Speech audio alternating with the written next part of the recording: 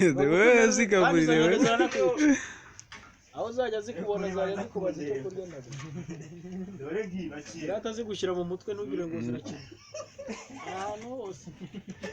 Ibyo wangemeye mani. akira iki cyo ni igikunda. igikecuru Igikecuru cyane.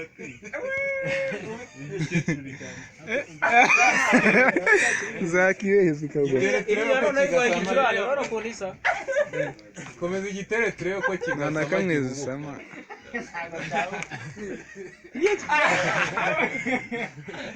N'ubwenge kizi. Cyagiye. ikindi kiri munsi y'imashini kirisha Asemana wabuze ufata akavideo kumbwira. Azakohereza mu rugo ntago bazinyenda. Rahira. Nanjye nazisanze ntabwo. Niyo mpamvu utari kumva ukuntu zica igiti zigakubita umuntu.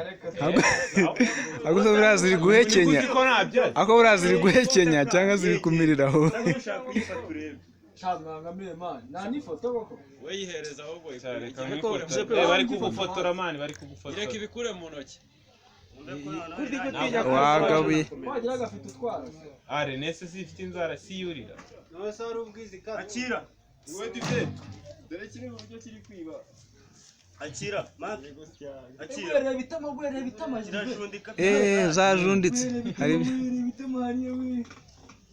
Nta kibazo cyose. ko ndeba uyu ngiyo arimo.